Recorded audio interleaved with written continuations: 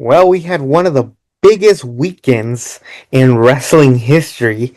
We had a bunch of shows from All In, Evolution, Saturday night's main event, and two other shows that we will talk about. So let's just start talking about it. And we'll kick off with a show that nobody is talking about, and that is ROH's SuperCard of Honor. And let's be honest, nobody saw this. It was at the wrong place at the wrong time. ROH should have retired a long time ago. I get the rights, but let's be honest, ROH is not the same. If anything, it's just too busy sharing with AEW. It's practically NXT for AEW if you're honest about it. Um, like I said, whether you saw it or not, I did see highlights of it, so I know that Athena beat Thunder Rosa. That was a solid match from what I saw from the highlights, but not the best thing that happened to Athena all week. All weekend, I should say. And then Bandito versus Konosuke Takeshita. I feel like I've seen this match 100 times, but doesn't take away that they do have good chemistry. Other stuff that you should know: Sons of Texas beat the Infantry, whatever they're called. Yeah, you can tell I did not care. I was like, there's just too much wrestling going on this weekend. I'm not gonna watch it. Obviously, I didn't watch SmackDown because let's just be honest, it's gonna be a rehash of what we're gonna get and a preview for everything that's coming up our way. NXT Great American Bash. This was at the wrong place at the wrong time. This started at the exact same time as AEW, and I'm gonna be honest, like I was watching them back to back. I was watching it on this computer, but then on TV I had Peacock, so it was easier to watch that. And I'm gonna be honest, I stopped paying attention to the show because really the only match I cared about was seeing Blake Monroe's debut, but everything else was just whatever. Javon Evans defeated Jasper Troy. Um, Both solid wrestlers. I don't know if their chemistry was all there. Um, Sol Rukia and Easy Dame. Like I do like the Tatum Paxley being like this friendly goth character. Kind of like the opposite of what she looks like. That was kind of cool. Hands down, the best match of the night was Ethan Page versus Ricky Saints in the Falls Count Anywhere. It was kind of weird because when I saw the arena and I found out that this was a false count anywhere, I was like, what are they gonna do? This arena is way too small. So sure enough, they go backstage for most of the match. It was pretty cool and very rare that we see backstage brawls like this. We rarely see these again. I think the last one that we got was Bronson Reed and Braun Strowman when they go in the parking lot, and then a tsunami from the truck. That's the closest thing that I can remember.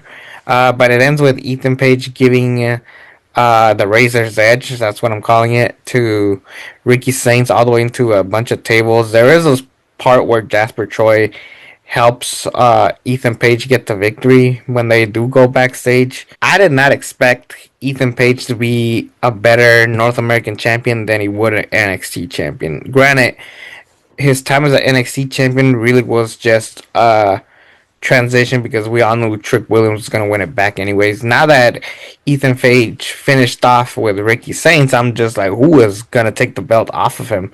Best bet is probably Javon Evans. But who knows? I'm still excited to see where what this brings.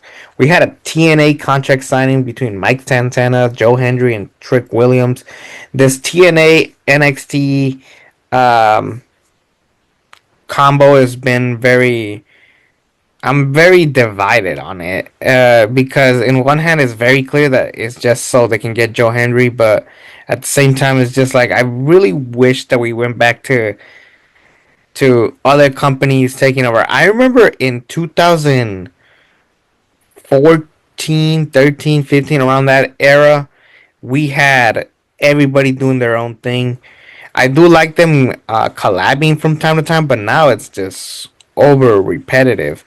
But back then, wrestling was so there was something for everybody. If you wanted drama, you had Lucha Underground. If you wanted development, you had NXT. If you wanted bad wrestling, you had WWE. You know what I'm saying? Um, But the point is, there was something for everybody. TNA was doing their own thing, or Impact at the time. New Japan Pro Wrestling was killing it with the Meltzer star ratings, which are overrated as F. Anyways, this TNA contract signing was whatever. The only thing that you should know is that Dark State beats up Trick Williams after the match, which basically tells me that once Trick Williams loses the belt to either Joe Hendry or Mike Santana, Trick Williams is gonna feud with Dark State, and I do not like these guys. They're a Shield ripoff. They even get "You're not Shield" chants or "Who are you" chants. They're pathetic. I'm sorry. Obafemi defeated Yoshiki Inamura. This was a solid match, but let's be honest, we all knew Obafemi was winning, so really didn't matter all that much. The one thing that really mattered that people cared about was seeing Jordan Grace and Blake Monroe fight Fatal Influence, and I'm gonna be honest, this was alright. It does throw me off that Blake Monroe was feuding with the Fatal Influence and the match ended the way it did, given the outcome of Evolution, which we'll get to. But this is really all about Blake Monroe's debut, and so far she did good. Dude, she is fine, by the way. But anyways, this was just an okay showcase match. I'm shocked that this was the main event, but then again, to further promote the women of pro wrestling, it's fitting that this is what they did. So, kudos for that. Great American Bash. It was whatever. It came at the wrong place at the wrong time. It honestly, I'm gonna be honest, it gets a C plus. It did try, but let's be honest, there was other bigger things happening. For example, All In 2025, the WrestleMania of AEW, basically. And this show, the only true issues was that the show was way too damn long. I didn't even bother watching the pre-show. It had 3 matches. By the way, FTR in the pre-show, that's just disrespectful. Um, Ops beated the Death Riders. It was whatever, because it would have been more impactful if the Death Riders were walking in as champions, not all of a sudden. This was all about showcasing Gabe Kidd, and let's be honest, Gabe Kidd, he had a great match with Kenny Omega that I still haven't seen. But let's be honest, no one really knows who Gabe Kidd is in the U.S.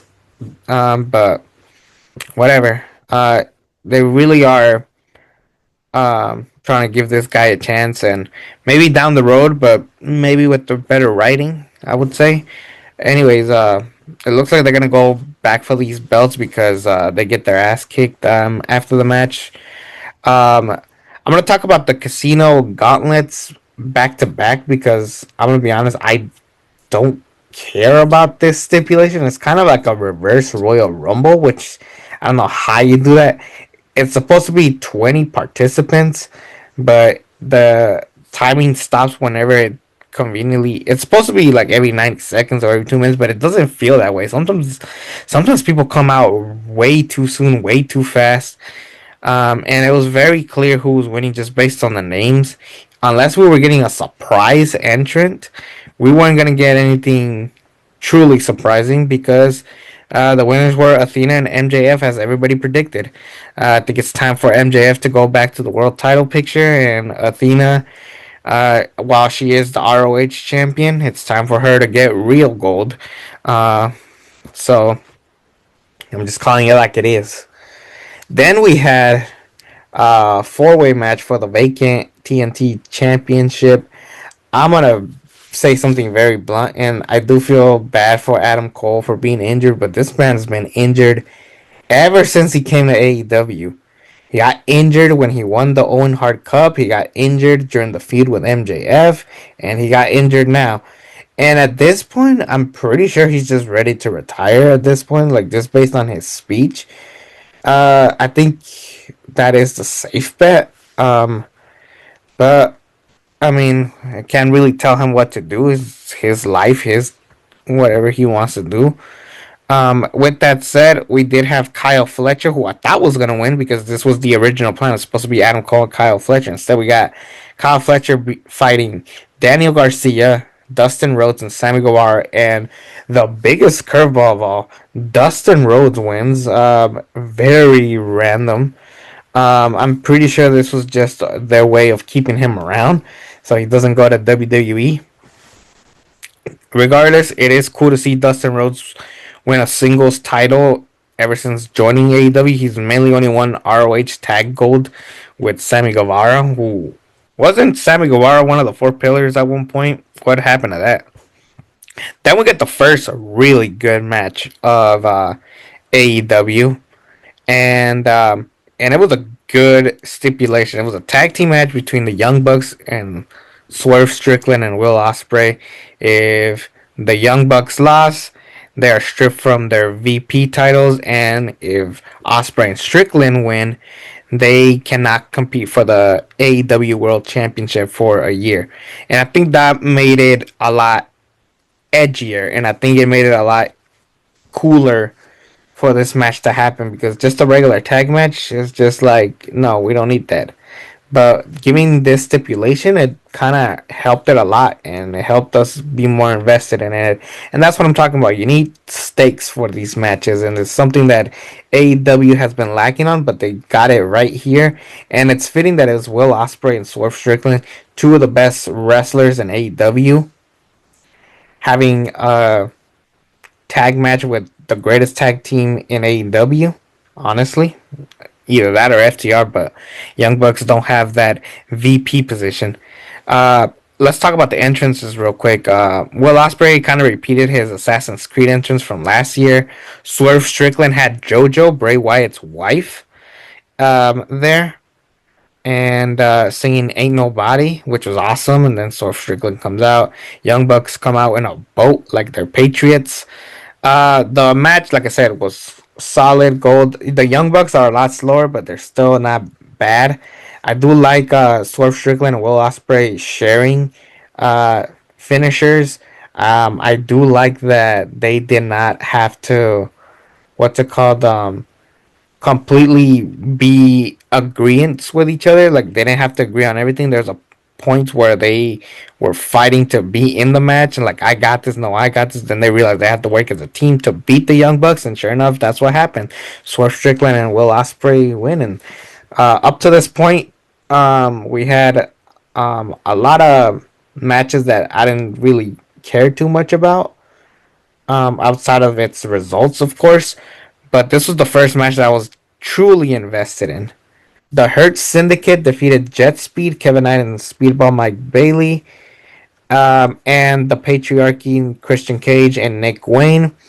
And it's really weird because last year Christian won the Casino Battle Royal, and we all thought he was going to be AEW World Champion, which in hindsight we should have, because that probably would have brought up a lot of attention for AEW, because John Moxley as AEW champion got old real quick. But anyways, we did get this match. It was just to showcase the Hurt Syndicate beat Dominant, beating two tag teams in the biggest pay-per-view of AEW. And more importantly, around this point, FTR were on commentary or something. I had the TV off.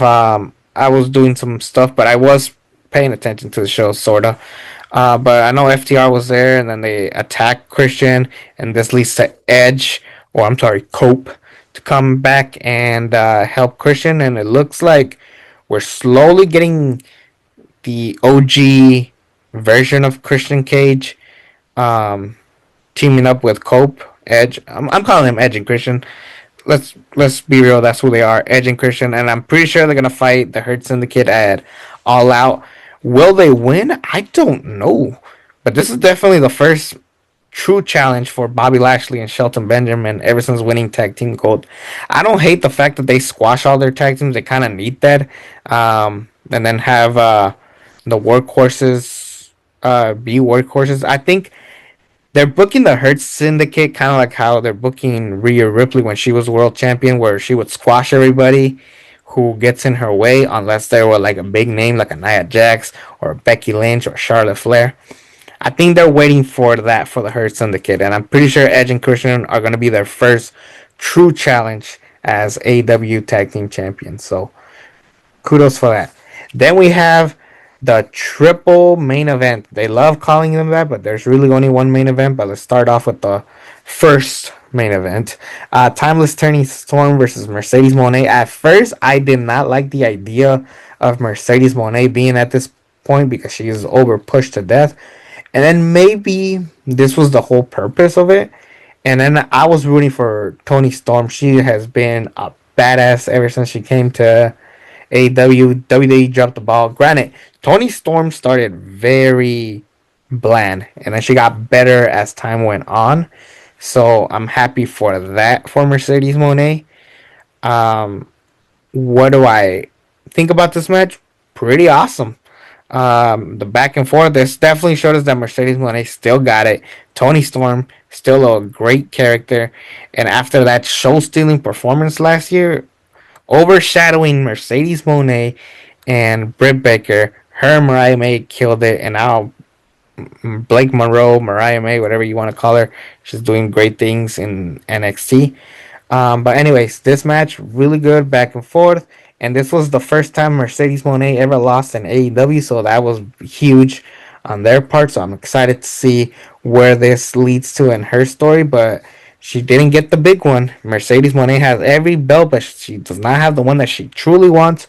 So I'm guessing they're gonna slowly uh, start removing belts off of her resume and slowly, I think once she loses all of the belts, that's when she will win the AEW Women's World Title. Maybe next year. I'm definitely excited to see where that goes.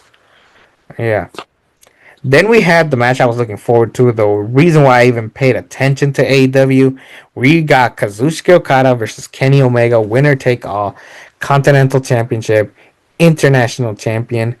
In the what was it? The Unified Championship. That is a stupid name for a belt.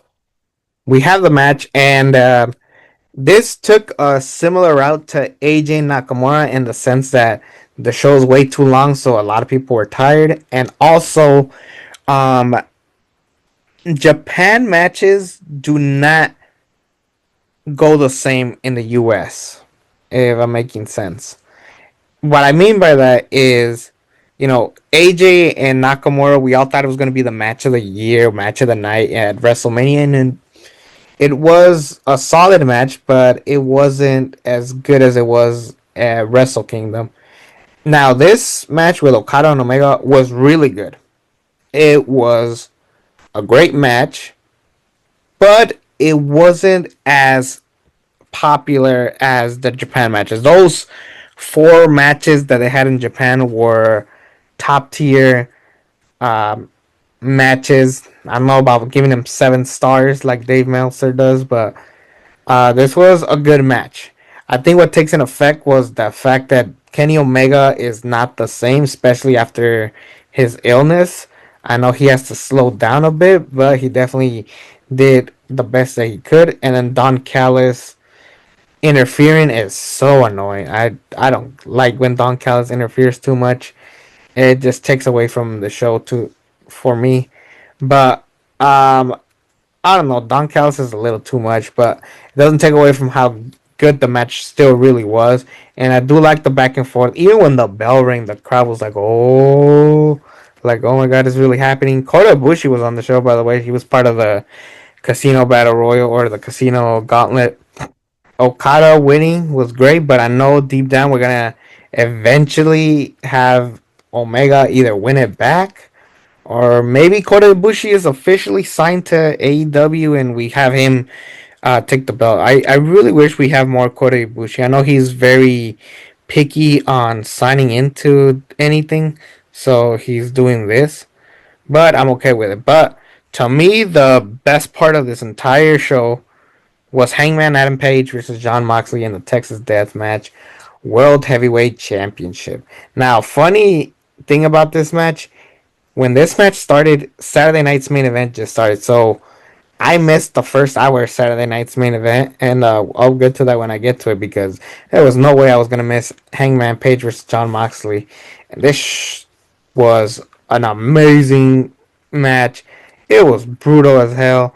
What you expect? There was a part where John Moxley has like a rest hold on Hangman Page. Hangman Page just pulls a knife and just starts stabbing him. I'm not joking. That is what happened. There was barbed wire tables. Finally, a table without a Slim Jim logo attached to it. Um, we had essentially this was a Bloodline rules match because we had the Blackpool Combat Club come out. Then Will Ospreay comes. He gets a chair attached to his neck, and then they step on it, and then Will Ospreay gets taken out of the match midway. There's a part where they have glass on the ring, and then they are dragging Hangman Page through the glass. John Moxley has a bunch of chair shots to the head. Definitely, they're a little bit more safer than back then. Definitely, I'm gonna say this is definitely the best match of the entire weekend. Um, I Anyways, back to the interference. At one point, we had a mass luchador come out. Was it El Grande Americano? No, it wasn't because the mask was blue. Then the mass luchador started doing this, which basically told us it was Bryan Danielson. He is back for the first time since Wrestle Dream. I don't know if he's retired. I know he made some appearances in ROH, but this one felt way more special. Um, yeah, he did the yes chants. For those of you who do not know, WWE's been trying to tell Daniel Bryan to stop doing the yes chants. He didn't give a fuck. He did that. Darby Allin comes from the rafters like Sting. He's back. They even the odds. But then the Young Bucks come out and attack Hangman Page. And then when Marina Shafir went to go get a briefcase that Moxley sent her to grab, she gets handcuffed by Prince Nana. Starts doing this. Swerve Strickland comes with a chain, beats up the Young Bucks. He just looks at Adam Page, just tosses the chains, and basically tells you that he's aligning himself with Hangman Page, and they're gonna team up and basically give him the approval. Like, yes, I don't like you, but I need the belt off of Moxley just as much as the world needs the belt off of Don Moxley. So they continue the fight. They go on. And then your new AEW World Champion Hangman Page. Whew! When he grabs that briefcase, opens it, and then we finally see the belt. The whole not showing the belt ever since he won it was so stupid. Never do that again, ever. This goes to any company. Don't ever have a champion never show up with the belt. It's the stupidest thing you could have done. I know it's supposed to fit his character, but this character made no goddamn sense. Um, like, even if they want to customize the belt or put an X on it, like CM Punk did, do something, but never not show the belt. It was so dumb. Anyways, Hangman Page is now your AEW World Champion. Please get it right this time. I swear. What's it called? His first run was bad. I like when he won it, but afterward it was a downward spiral. Fighting Dante Martin from Top Flight, Adam Cole at the time, who wasn't that important yet. He was just having dumb matches, but let's just give him proper main event matches. Um, let's hope they get him right this time. Let's hope AEW gets everything right this time. For the most part, AEW All In did a good job. I will say that the show was way too long. Some of the matches were filler, but you need filler when a show is this long. Yeah, I would give it a A minus. It's definitely the weakest out of all the all-ins ever, but this one was pretty good. I hope that they have this momentum continue, because just because they had one good show doesn't mean that the rest of the shows are going to be good. So let's keep that momentum strong, and maybe people will stick around to watch AEW. Now we get to talk about Saturday night's main event, and boy oh boy, right off the bat, this show gets an F. Oh my goodness, this was a bad show. Freaking injuries, forgettable matches, and then a tease to a horrible match that I am not looking forward to. We had Randy Orton fight Drew McIntyre. Randy Orton wins with the help of Jelly Roll, because I swear to God, we're getting Randy Orton and Jelly Roll versus Drew McIntyre and Logan Paul at SummerSlam. I'm not joking. The rumors are true, and I am not looking forward to this. There are some celebrities that surprise us, but this doesn't look good. I mean, Drew McIntyre has been having this story of wanting to be WWE champion, taking down the bloodline, and then they take it away from him. He was gonna fight Roman Reigns at WrestleMania, and then he fights Damian Priest instead.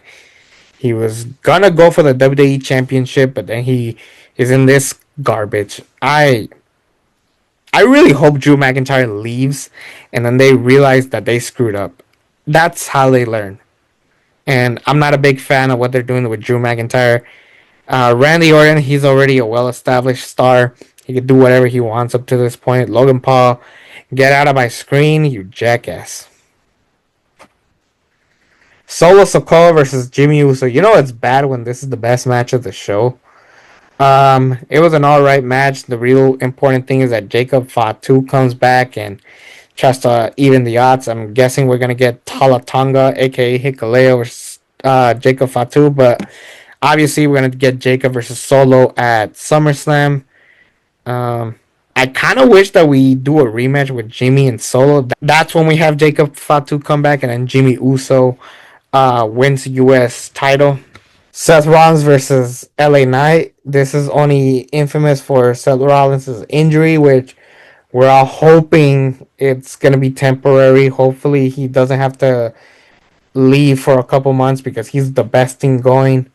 Like now, what's gonna happen to Bronson Reed and Braun Breaker? Like this. I hope this is a lesson. Stop overworking the talent. This is getting ridiculous. And what's even more ridiculous is that we got Gunther versus Goldberg and Goldberg's retirement match. And man, Gunther tried. Gunther really tried, but Goldberg, you're just an old has been. Stay retired. I kind of wish that we lied to Goldberg and tell him this was a great match so he can retire for good and doesn't pull an Undertaker waiting to have that classic again. Um, NBC cut off Goldberg's retirement speech. Um, Basically, NBC Saturday night's main event. They should just cancel it altogether. This is the 40th Saturday night's main event. Let's keep it there. It was a good run. It was a good number, but I'm done with Saturday night's main event. I don't care about Saturday night's main event. The next one, I don't care about it. There's a rumor that there's gonna be one in December, and that's gonna have John Cena's retirement. Please don't. Please don't. The way these people hoard around commercials, I am done. I don't care. Yeah. Screw Saturday night's main event. I don't want to see these shows anymore. Get off my screen. And let's hope that Evolution is good. Oh, wait, look at that. It is a great show. Man, this is the best show of the weekend. Even though Moxley and Paige had the match of the year. Even though Moxley and Paige had the match of the weekend, the show overall was way much better. Becky Lynch and Lyra Valkyria had an amazing triple threat match. Obviously, Becky Lynch was going to win. My guess is they're going to do Becky and Bayley again, one-on-one. But I'm glad that Lyra got this spot to shine. Great way to kick off the night. JC Jane defeated Jordan Grace after Blake Monroe betrayed her. I already knew that was going to happen. The second I saw Blake Monroe out there with her, I was like, yeah. Even before they showed that video of Jordan Grace being like, oh, I need you out there with me, Blake, I knew that Blake Monroe was going to betray her. I'm shocked that Blake Monroe didn't betray her afterwards. Wouldn't it make more sense for her? Well, then again, Jordan Grace is a lot stronger, so it makes sense for Blake Monroe to do this. Um, I don't know. Something tells me it should have been Stephanie Vaquer versus Blake Monroe around this point, but I'm still happy with what we got here. JC Jane has been doing a solid job as NXT Women's Champion, but I still don't see it. I don't see the potential. I just know that when they get to the main roster, they're just going to be that team that puts over people like what Shayna Baszler and Zoe Stark were.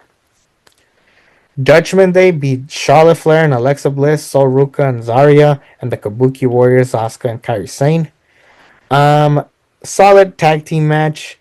I love that they're teasing Soruka and Zarya's breakup. I love that they're teasing Charlotte Flair and Alexa Bliss getting along. Charlotte Flair got a pop, which makes sense because they're in Atlanta. Ric Flair is the face of WCW, so it's fitting that they would cheer for Charlotte Flair here. Really good tag team match. Well, not really good, but good enough for what the story was telling. I like when matches are story driven, not star rating driven, and this is what it was.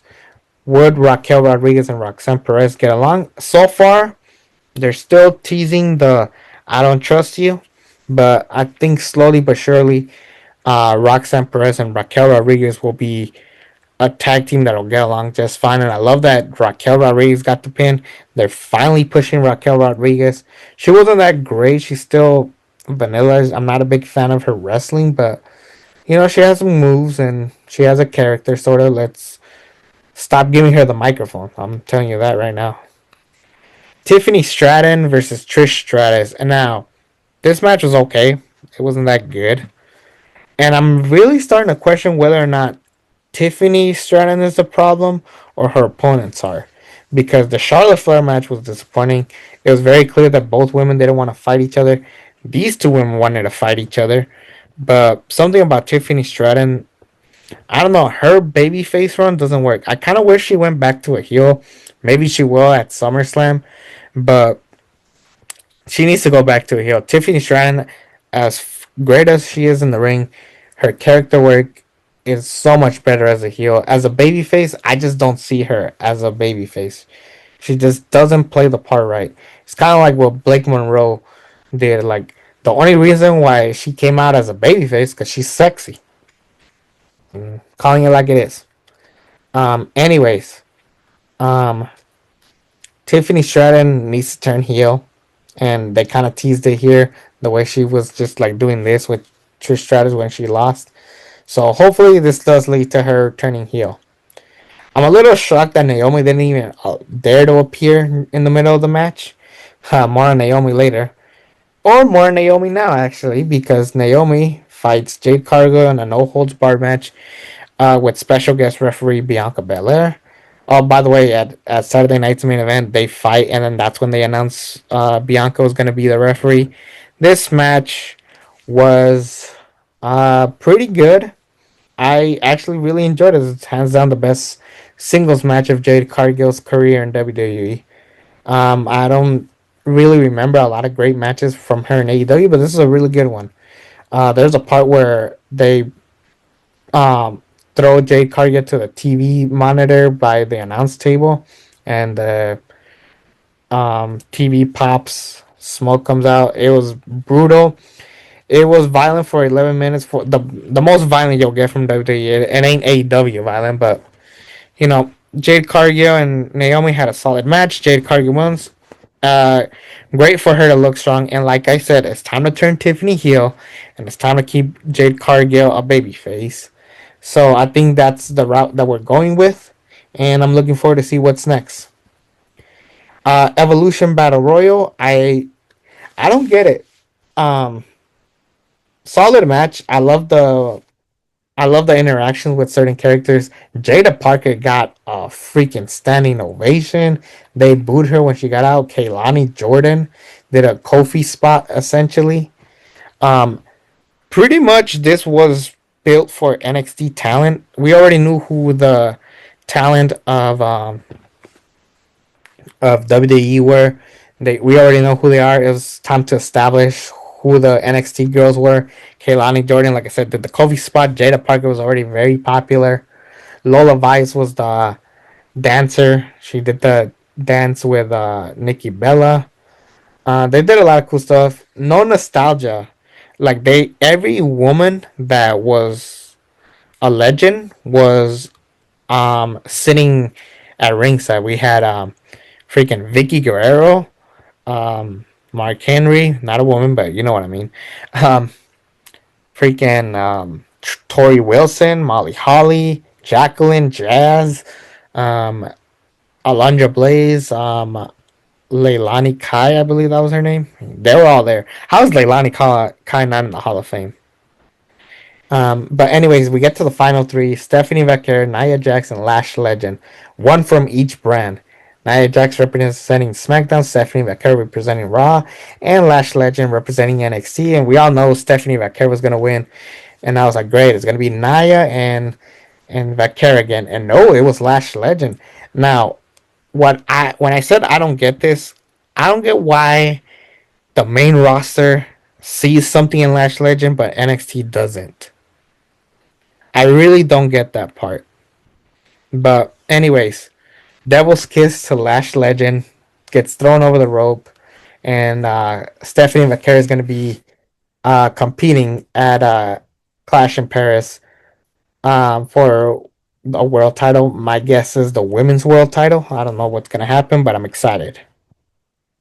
But the main event was Io Sky and Rhea Ripley. Phenomenal match. The back and forth was great. And there was a part where the referee gets knocked down.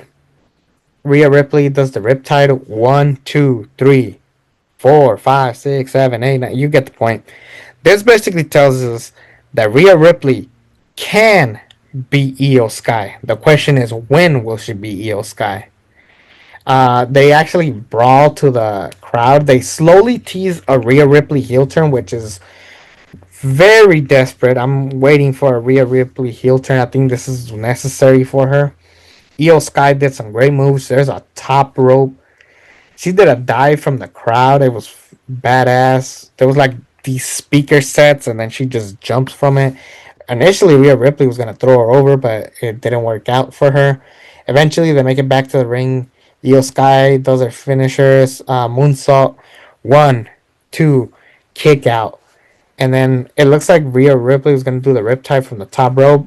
Io Sky reverses it. And I'm just like, man, who is going to win? Naomi comes out, cashes in, and she's now your new women's world champion. The biggest curveball. We all thought she was going to cash in on Tiffany Stratton or Jade Cargill whenever she won it. But no, nobody expected this. And now the tables have turned. And now I'm excited.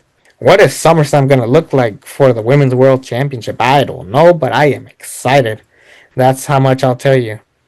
Anyways, I am going to give Evolution an A. Definitely one of the best shows of the year. I'm glad that this finally had a crowd.